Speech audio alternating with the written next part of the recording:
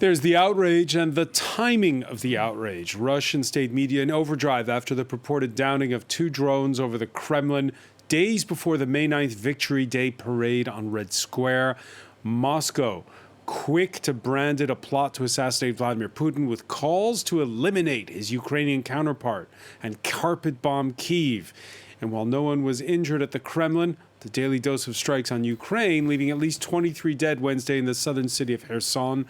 A climate of fear all around ahead of an announced spring counter-offensive by the Ukrainians, or a deliberate plan to keep Russian public opinion on edge and squarely behind a leader who frames this not as an unprovoked invasion of a neighboring state, but as an all-out war triggered by the West, hell-bent on bringing Russia to its knees. Beyond the war of words, what life or death consequences in the real world? Today in the France 24 debate, we're looking at the intrigue over those drones. And with us is Anton Kozlov, director of the International Center for the Study of Eurasia. Thanks for joining us. Good to be with you. George Kuzmanovich is president of the République Souveraine Party here in France. Good evening. Nice to see you. From Vilnius, political analyst Alexandra Filipenko. How are you? Thank you for having me. And from London, Philip Ingram, former British military intelligence officer. Thank you for joining us. Good evening. Thank you for having me. The France 24 debate, where you can join the conversation you have on Facebook and Twitter, hashtag F24debate. No drones allowed. There's a sign up on Red Square that says so now. Moscow City Hall issuing the reminder after Wednesday's pre-dawn commotion. Gavin Lee has the story. In the middle of the night, in the sky above the Kremlin, watch the left of the screen. An object flies and explodes above the Senate dome. Here it is again in slow motion. It's reportedly the first of 2 drones 16 minutes apart, which Moscow says was disabled by its electronic defenses. Ukraine is responsible, claims state media. Kyiv attempted to carry out a strike on the Kremlin, which we regard as a planned terrorist act and assassination attempt on the president. Russia reserves the right to take retaliatory measures whenever and wherever necessary. President Putin is said to have been away at the time, and no one was reportedly injured. Since the start of Russia's invasion of Ukraine, Kyiv has rarely offered any comment on alleged drone attacks, like this oil terminal struck in Crimea at the weekend, severing the supply to the Russian Black Sea Fleet. But this time, an immediate denial. You know, I can repeat this message, and I think it will at least be understandable for everybody. We don't attack Putin or Moscow. We fight on our territory. We are defending our villages and cities. The Kremlin claims the timing was also deliberate, designed to escalate events and cause panic on rehearsal week for the annual Victory Day parade in Red Square, and say next week's event will still go ahead. Western countries are dubious. Analysts point to Moscow's history of false flag operations, fabricating events as a pretext for another motive. I've seen the reports. I can't in any way validate them. We simply don't know. Second, I would take anything coming out of the Kremlin with a very large shaker of salt. The incident comes at a time Russian strikes on Ukraine have increased, and Ukraine prepares its final stages for a major counteroffensive to reclaim lost territory. Anton Kozlov, what was your reaction when you saw this story surface? Well, very mild reaction. You know, first of all, we don't know who did it. I don't think Ukrainians did it. I doubt that very much because, first of all, if it was an assassination attempt, there was no explosives, no explosive load on those drones. So what kind of assassination attempt is that? And second of all, you know, to get so close to the Kremlin, frankly, I have my doubts. So I think I don't know who did it, and I don't know who's behind and what's the game, but I frankly have very big doubt that the Russians did, the Ukrainians did that. Could be the Russians, could be anybody. That could be the Chechens, you know, because Putin has a lot of enemies. So any of those enemies could do it. George Kuzmanovich? Yes, I don't think that Putin is sleeping in the dome above the Russian Senate anyway. So, and I think that neither Russia nor Ukraine did the attack. I mean, the state. But you know that on both sides you have extremists. You have extremists in Ukraine. Those guys are far-right organizations, like private sector, who are extremists. And you have also in Russia ultra-nationalist organization. And Putin, these last months, has to justify often himself because he didn't launch the war in 2014. He is not carpeting bombing Kyiv. He is not launching attacks more offensive. It is criticized. And it could be an act of Russian nationalists who want to push the government to what they're asking for already 1 year, which is carpet bombing, more attacks, larger offensive of the Russian army. No explosive. But right now, it's like Blinken said, we have no idea. It's a lot of noise and not many reliable informations. Philip Ingram, no explosive charge. Could it have been a surveillance drone? No, unlikely a surveillance drone. It's very difficult to tell from the pictures that we've seen. What's interesting is that the CCTV cameras, which just happened to be of very high resolution, were pointed in the right direction at the right time from multiple different angles. And they managed to capture the drone coming in, and this sort of almost a firework-like explosion. That's not something that you get from high explosives. And I agree with the other commentators that this is highly unlikely that it was the Ukrainians, never mind the Americans ordering the Ukrainians to do it. It's one of two groups. It's either a disaffected group inside Russia that is trying to send a message to Vladimir Putin. And if it is that, it's very worrying for the security around the Kremlin that they've managed to get two drones through the very tight air defenses that are there into position where they're over the dome. But it wasn't an assassination attempt, or it was, as the other option is, a false flag. And Vladimir Putin may be using that as part of other things that he will do in coming days to suggest to the Russian people that the war is coming into Russia, or use it as an excuse to try and scale down or postpone the or cancel the 9th of May parades. Yeah, what's interesting, the last time, this is the heart of power, the Kremlin, right next to Red Square, where that parade is due to take place on May the 9th. The last time there was a major incident in that area was the assassination of Boris Nemtsov a few years back, the opposition leader. And Vladimir Putin was not seen in public for several days. This time, business as usual inside the Kremlin, the Russian presidency issuing the first images less than 24 hours on of Vladimir Putin meeting with his economic development minister. Alexandra Filipenko, your thoughts? And it's very good that you remembered about Boris Nemtsov. That's the first thing that came to mind when I actually saw those videos. Because first of all, those videos did not appear immediately. The attack was around 2 a.m. and we only saw the videos after almost 12 hours. And first it appeared in a neighborhood group, in a chat, in a WhatsApp chat. And it's worth remembering that all media in Russia is completely cleared out. There is no independent media. There are no independent journalists, which means that this amateur video could not have appeared at all. But the Kremlin decided that it is worth showing those videos and even showing the high resolution videos. If we remember that killing, that killing of Boris Nemtsov, the opposition activist, the friend of Alexei Navalny, he was murdered right near the Kremlin walls. He was shot dead on the bridge, very close to where the drones attacked.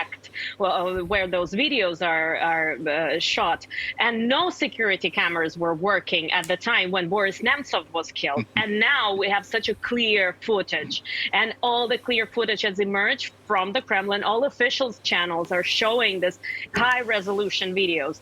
So with this publication of the video, the Kremlin looks somehow even weak. That's a big minus. So there must be some huge pluses that Putin saw, and he finally decided to release the high-resolution videos after 12 hours of the attack. Because just to be clear, the first videos, they were not the high-resolution ones. Yes, they were shot at 2 a.m. and they were posted around 3 a.m. in a neighborhood group and just a chat.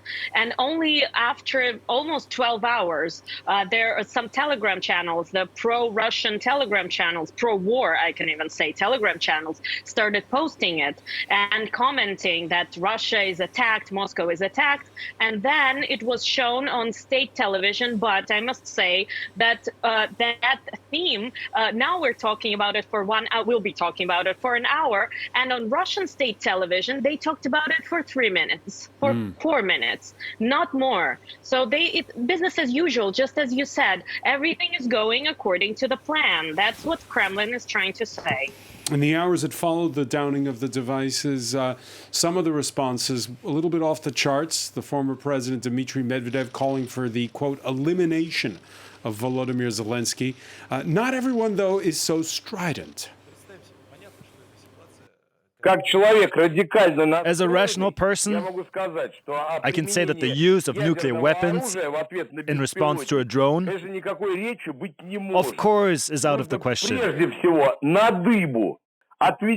And now we look like clowns who threaten with a vigorous bomb in response to a children's drone.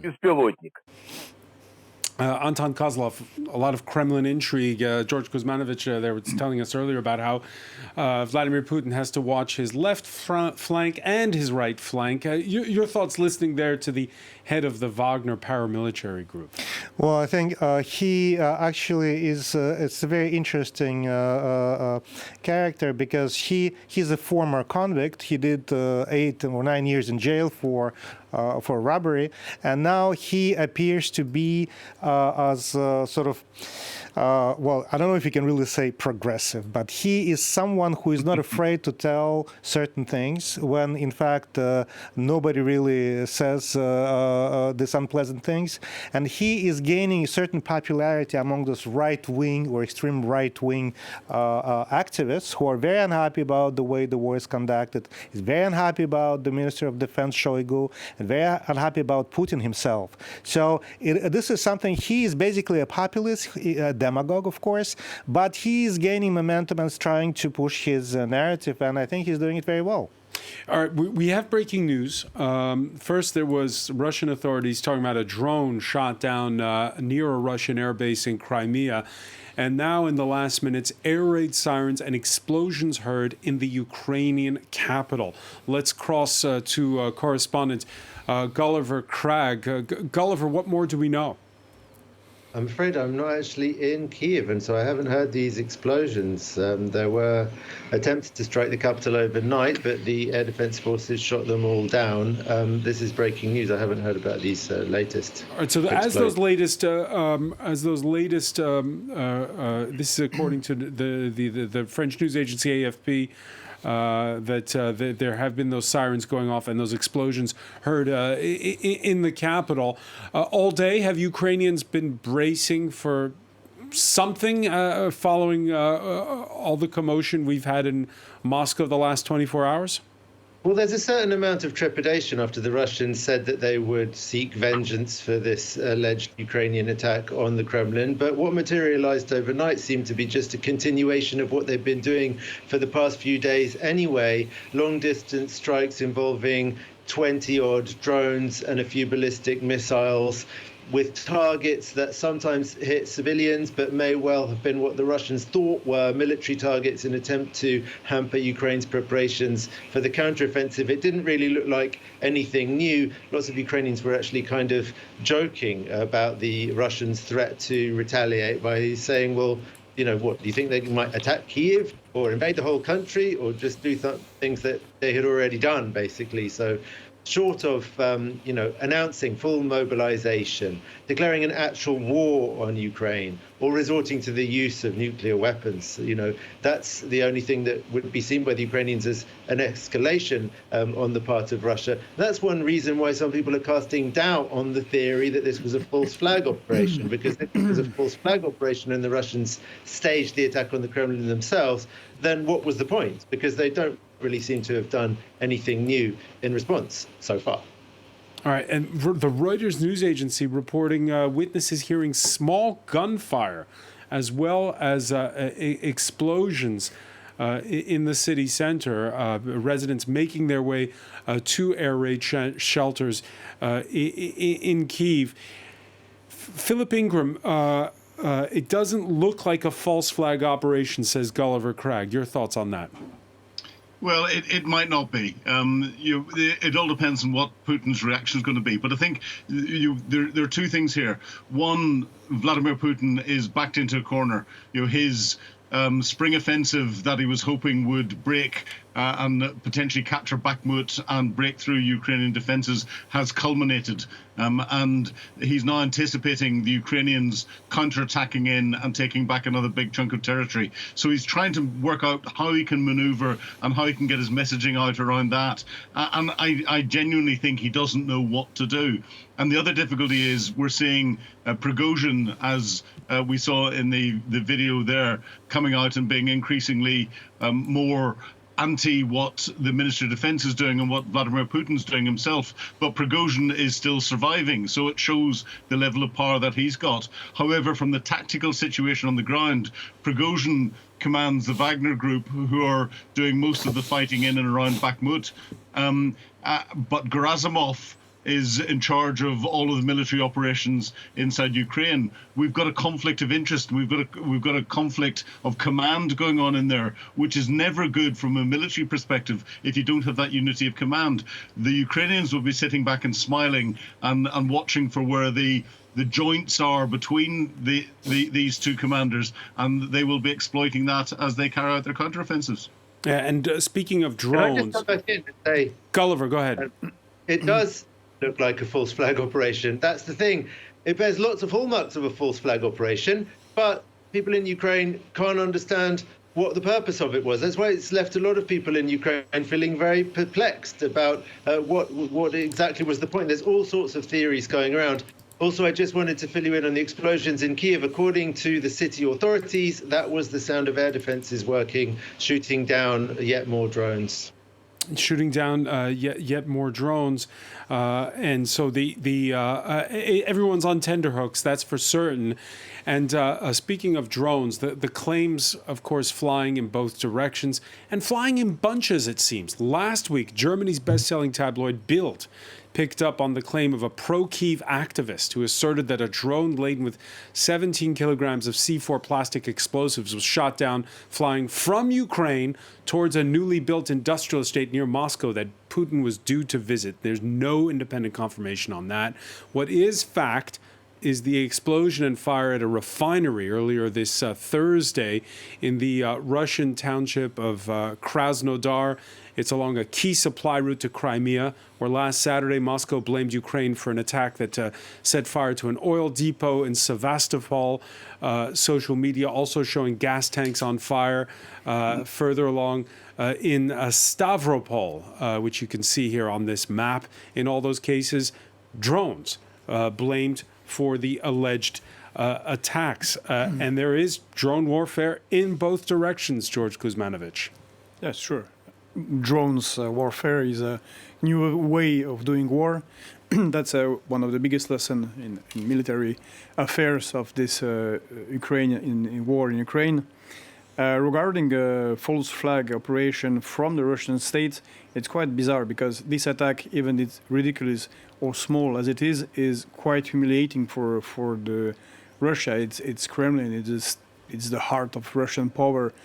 And anyway, they have already 500,000 soldiers and 1 year of war. They're already bombing Ukraine. I don't see why they will need a false flag operation. A false flag operation is interesting the 22nd, 23rd of February, 2022. I also have to remind that during these last months, you had real terrorist attack in Russia against Daria Dugina in August 2022, against also this war correspondent, but who was also quite the military blogger who was killed in Tatarsky. Tatarsky, very well, which was an attack. So some people are carrying out attacks. Once again, there was struggle in Russia, as I guess in Ukraine, and also regarding what Medvedev said, what Medvedev is used as the Russian Trump. He's saying enormous stupidity all the time. Of course, there will be no nuclear retaliation. And for my part, I do not believe anything of Prigozhin is saying, because we know from the situation in Bakhmut that on the south and the north, his Wagners are doing the attack on Bakhmut, but they're supported in the south and the north by the Russian regular army and supported by Russian artillery. So it's coordinated. And to me, it looks like usual and classical maskirovka, which you use at time of war. And it's more to lure the opponent than to show anything else. Yeah, it's sowing confusion. Anton Kozlov? Well, I don't know about Prigozhin sowing confusion, maybe, but I mean, he's got his own artillery, and he's got, I mean, his Wagner group is quite, I mean, there are over 60,000 people fighting, and I think they are the only one who get really paid really well. Another thing, I think the difference between the Russian army and the Ukrainian army is the issue of motivation. I think the Ukrainians are much better motivated than the Russians, who don't clearly understand what they're fighting for, and I think this kind of false flag operation could be used in order to present Russia as a victim, as someone who is must defend its, Moscow right before the 9th of May parade. And I mean, I can easily conceive. Besides, you can also have a struggle between different services within Russia, between different. There are at least 4 or 5 secret intelligence services in Russia, and they don't like each other, and that is a well-known fact that something goes all the way back to the Soviet days. So it's the same in the United States. Right, but I mean, 20 of them. So except that Russian political culture is much more brutal and much more cynical. In the United States, I think there are certain, I would say, legally installed limits, whereas in Russia, there are no limits. Well, this, I'm sorry, I cannot accept, because the United States did the Ukraine war, Libya, coup in Chile, in so many countries that's, well, yeah, but we're saying talking that about they're not brutal, it's bizarre. But everybody was singing from the same page on all those inside the high halls of power. That's the exactly point Anton Kozlov was making. You were both mentioning the timing of all of this ahead of May 9th, ahead of that spring counteroffensive, at a time when Vladimir Putin needs to rally people behind him. After that initial fury against Zelensky that we talked about on Wednesday, the Kremlin spokesperson earlier today directing his sights beyond Ukraine across the Atlantic. We know that often the targets themselves are not determined by Kiev. They are picked in Washington and are then transmitted to Kiev so that Ukraine can carry out the mission. Kiev does not have the right to choose the method. That is also dictated from overseas. We know this very well. And that fits the narrative put forth in leaked guidelines sent to Russian media to prepare for the eventuality of a rout in that spring counter-offensive. If the Russian forces were to be on the back foot, pro-Kremlin outlets, according to Medusa, should emphasize that Western countries are providing Kyiv with weapons and supporting Ukraine in various other ways. The charge, Alexandra Filipenko, is that this is not a fight against Ukraine, it's a fight against the West. Exactly, and that was what Kremlin has been trying to convey to the Russian people, because what happened demonstrates actually the weakness of Russian air defense. Even if enemy drones can reach the Kremlin, it means that any other object on the territory of the European part of Russia is defenseless, absolutely defenseless. So this really makes Russia look weak and the Kremlin look weak, and President Putin, the only thing that he hates and the only thing that he tries to avoid at any cost is looking weak. So that is why he's trying to portray the situation as the war against NATO, the war against the West, the collective West, as they call it. So, and recently, Russian authorities have strengthened their air defenses, including Moscow. Therefore, Well, to me personally, it looks a little unlikely that 2 drones could have penetrated several defense echelons and explode under those cameras over the Kremlin, right over the Kremlin. And so that's why I would be on the side of that conspiracy theory, let's say, but because it's all theoretical. We don't know. I think maybe we will know the truth in 50 years from some CIA reports, not even from Russian official reports.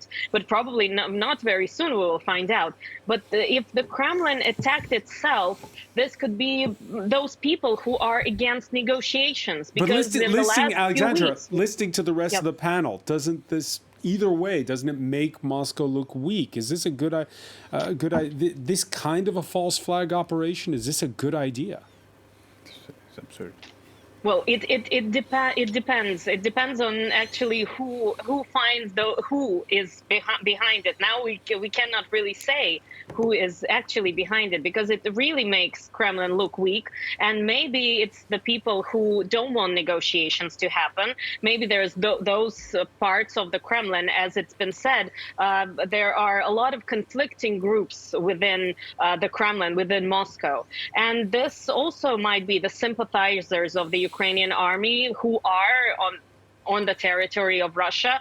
This also can be Ukrainian army. This version is also held by many Russian political analysts.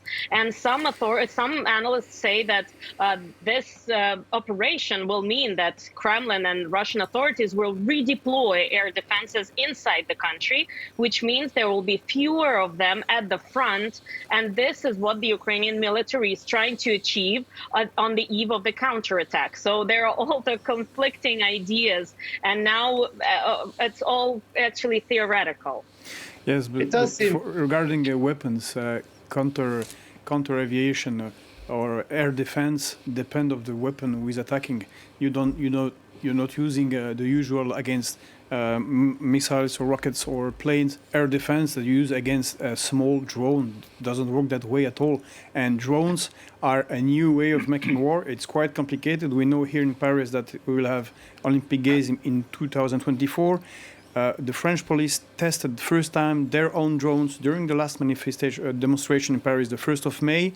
And the préfet de police, the chief of police in Paris, is saying that right now it's not so simple to jam a terrorist attack with drones. It's not so simple to fight back a drone, especially if it's operated from 500 meters from its target. So I'm not so sure about air defense, if it's weak or not, because it's not the same to receive an intercontinental missile and a small drone like we see over the Kremlin. Well, let's pick up on Alexandra's point. Messages from Kiev, if you're interested. That yes, please, apparently Gulliver. the small third was also people trying to shoot down the drones, and at least 2 drones have reportedly now been shot down over Kiev. And that explains that gunfire. Yeah, apparently, yeah. I mean, to be confirmed. But and Ukraine are quite successful with some drone attacks, which are very useful, more useful than attacking Kremlin on munition depots or To Alexandra's point that the Russians are reinforcing their air defenses on domestic ground. That brings us to next Tuesday, one of the biggest days on the Russian calendar, in a nation that heroically sacrificed millions of lives to turn the tide in World War II. May the 9th, Victory Day, is a centerpiece of patriotic fervor. The parade on Red Square is still on, but according to independent outlet Vertska Media, at least 21 cities have scrapped May the 9th parades inside of Russia. That's not the right map, but the 21 cities have scrapped their May the 9th parades. Now, there's lots of factors, Philip Ingram.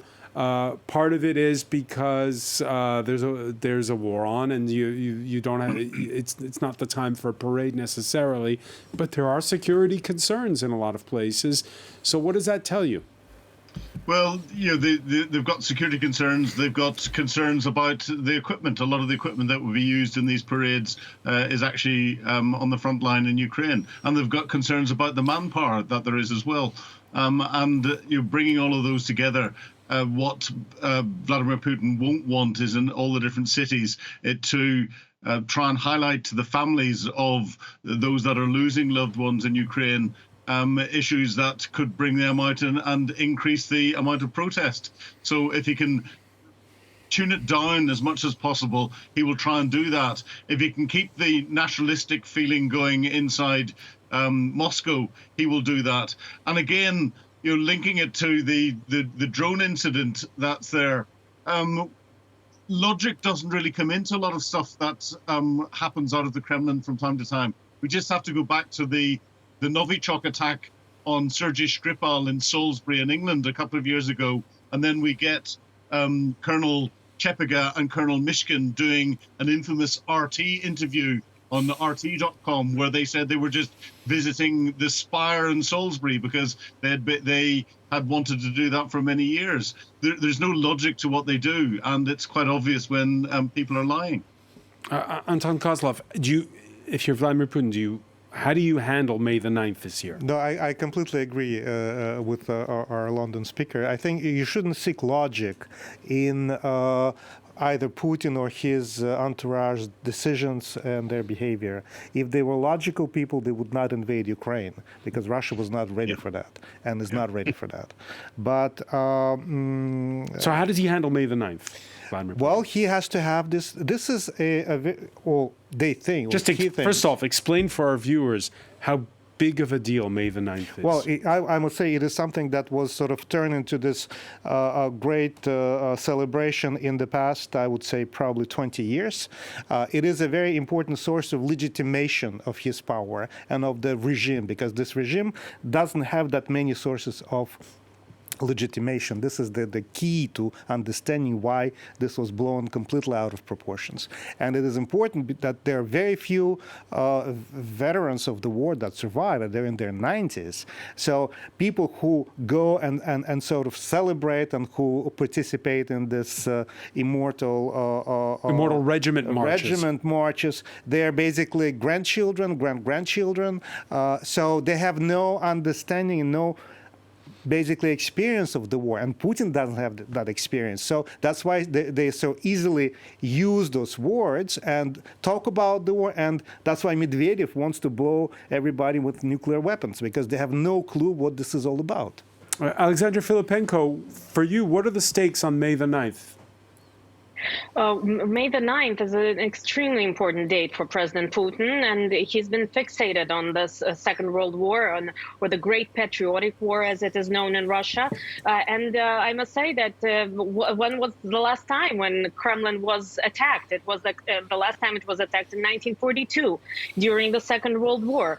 And last year, everyone's been discussing whether the parade will take place, and the air part of the parade was canceled last year. And today the dark joke is that the air part of the parade happened just yesterday when the drones attacked the Kremlin. So everyone, of course, a lot of people are watching the Kremlin. What will they do? 21 cities, as you said, canceled the parade, including, for example, the city of Tomsk, that is in Siberia, very far from the front. So there is a lot of fear surrounding May 9th.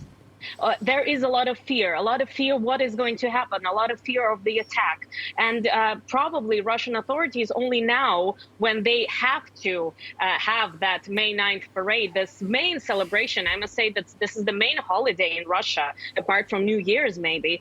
So they have to have this celebration, because otherwise it means nothing is going according to the plan. But they are so afraid. And some people are saying that maybe the parade will take place, but President Putin won't be there. So this is one of the ideas that might happen, because the full cancellation of the parade will mean that the Kremlin is actually very concerned. Gulliver Cragg, is that... This is one of the theories that I've heard discussed on Ukrainian radio today, when people are really looking for what could be the reason for the Kremlin to stage such an operation, if that is indeed what they did.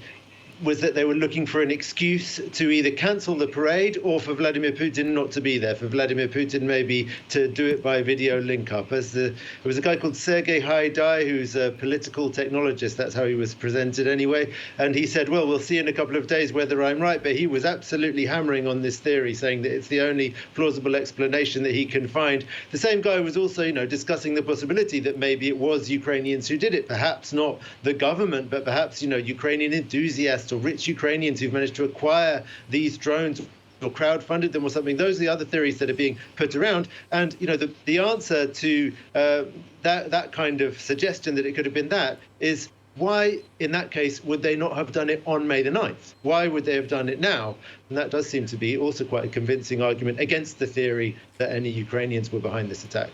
Well, in any case, as we were talking about earlier with the air raid sirens going off in the capital a short while ago, the drones come every day from Russia to Ukraine, 24 this Thursday, with one landing on a university campus in the Black Sea city of Odessa.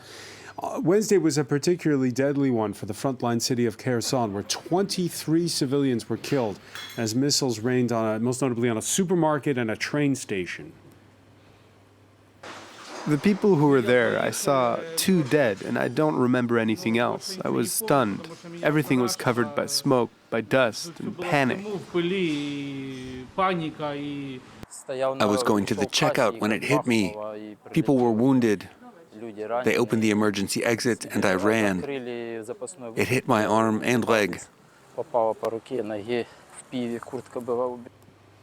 This ratcheting up we've seen in the last days, Gulliver Cragg, of drone attacks, of rocket attacks, is the feeling that it's because we're on the eve of this long-trumpeted Ukrainian counteroffensive? Yeah, I would say that's the feeling, but in quite an amorphous way, that the Ukrainians themselves don't know what to expect from the counteroffensive. They're well aware that the armed forces and the government don't want to give anything away. A lot of Ukrainians think that civilians are being deliberately targeted. The Russians say that they are targeting military targets, stockpiles of Western weapons that have been brought to Ukraine, or places where Ukrainian forces are based. That might be plausible for some of these longer-range attacks. In the attacks on Kherson, it seems more credible that there is an element of just wanting to terrorize the population there, because there are so many of them and so many civilian victims. But certainly there's a feeling that things are hotting up because the Ukrainians are preparing for their counteroffensive, yes. But I don't think that it's really very clear to anyone what exactly the Russians are trying to achieve with these strikes. And also, people don't have, any clarity on when or where the Ukrainian counteroffensive will start, which could be described as a success for in their bids for their attempts to keep it secret, of course. Philip Ingram, in war, it's easier to play defense than it is offense. The Ukrainians have had success in a lot of places in thwarting the Russians, often at a very high cost. Is it a given that Ukraine will have the momentum? I think Ukraine will be able to generate the momentum. They did it last year whenever they took a big chunk of territory back at Kharkiv in the northeast and then Kherson in the southeast. And then they've been running a very successful, in military terms, fixing operation focused around Bakhmut and north and south of that, where they have been trading a little bit of territory for time, using that time to get their best troops out to the west to be trained on Western equipment. And that's been going on for months before they've now brought them back in again. So they've got fresh troops, they've got fresh equipment. They've got new Western equipment with capabilities that will overmatch anything the Russians have got. And they've got fantastic planning, as they proved last year with their counteroffensives. So I think the initiative sits with Ukrainians. And I think if they get things right again, they will be able to unseat the Russians in their defenses that are there. Defense is easier than attack. But once you get the momentum of an attack going, it can turn into a rout. And I think we will see in the coming days just how well the Ukrainians are prepared. George Kuzmanovich? Well, really, I don't know. First, Ukraine doesn't have any air support, which is a huge problem, as you know perfectly, for an attack. Russian, they have the air superiority, and they're using large bombs, even one called the father of all bombs. The Americans have the mother of all bombs, which is huge, almost like it's classical explosive, but it's colossal explosion, like mini nuke. In addition, the last offensive was carried out by an Ukrainian army who was they had 3 times more soldiers than the Russians. I remind that the Russian attacks against a large country who has 600,000 soldiers was launched with less than 200,000. Now there are at least 500,000 Russian soldiers or something near. No. Well, if the mobilization is what it is, and as Mr. said in Ukraine, it's, well, if we don't know what the Russian wants, or if we don't know when the Ukraine offensive will be launched, it means that the people who are running this army are doing their jobs, because the idea is not to know what you will do. And regarding the amounts of soldiers, ammunitions, and one last thing, because you said that the motivation of the Ukrainians is strong. It was very strong, but right now, I have to remind you that there was a law that passed in the Rada, which is the Ukrainian parliament, that increased the sanctions against soldiers who refuse to go to fight, who refuse to obey, or are leaving the army. That's a reality too. And they are now discussing a law that will maybe forbid to show the videos of the people that are burying their soldiers. So it shows that there's a lot of losses, and the losses are of good soldiers, Ukrainian soldiers, and they're replaced by young ones. And the last thing is the Rada authorized the recruitment of soldiers that are 16 years old, which are not good soldiers. So we'll see. Maybe they have the will, they will take it, but it will be very hard. Anton Kozlov? Well, first of all, I don't think Russia has 500,000 people today. The last mobilization was about 200,000, and maybe now they're deploying, but they cannot. They've been trying to enlist, I think, 200,000 volunteers, and they cannot. Nobody understands in Russia. I mean, with the exception of very few sort of right-wing so-called patriots, what this war is about. Apart from, as they say, fighting NATO. I mean, maybe, but I think there is this very vague understanding, and I think is a very serious issue. And but isn't Russia has the sheer size that Ukraine does not? Yes, but I think, well, excuse me, today the size of Russia doesn't really matter, because what really matters is, the motivation of the soldiers on the front line, technology, and overall support that the country has for its fighting army. And, we do have a lot of examples in history when a small army of motivated people, like in France during the French Revolution, was able to defeat a much larger and much better equipped armies. So. Alexander Filipenko, quick final word. Better tanks, cannons, Riboval cannon. A quick final word before we debate the Battle of Valmy. Right now, we're at this crucial juncture where a lot of analysts are saying the Ukrainians have to get it right this time, otherwise it's going to be a long slog. And President Putin is ready for the long war. That's for sure. At first, it was presented as him trying to establish Pax Russica, the Russian world, as he calls it. But now, even from the video that you showed from Odessa, the sad video of 2 men describing the attacks, they are speaking Russian language. They are not speaking Ukrainian. So these are the people who are being attacked.